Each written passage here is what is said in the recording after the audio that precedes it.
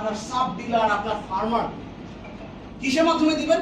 আপনার body language, আপনার attitude, আপনার কথাবার্তা, আপনার চোখে মুখে সেই কনফিডেন্সটা শো করবে, গ্লো করবে।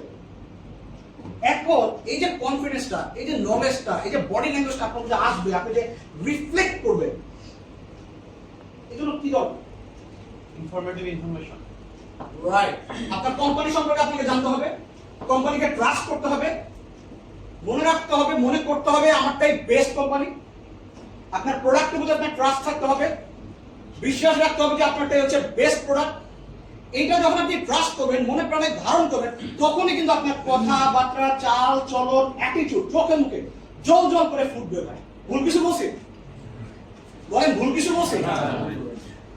যদি আমি নিজে, এটা আমার পার্সোনাল বিলিভ, যে আপনি যদি মার্কেটে গিয়ে আপনার কোম্পানিকে ট্রাস্ট করতে না পারেন, আপনার প্রোডাক্টের প্রতি যদি আপনার সেরকম ফেথ না থাকে, তাহলে আপনি নিজে আপনার প্রফেশনের সাথে, কোম্পানির সাথে চিটিং করতেছেন। এটা আমার পার্সোনাল অভিমত। ভুল কিছু বলছি? রাইট। হ্যাঁ, ডেফিনেটলি রাইট। তো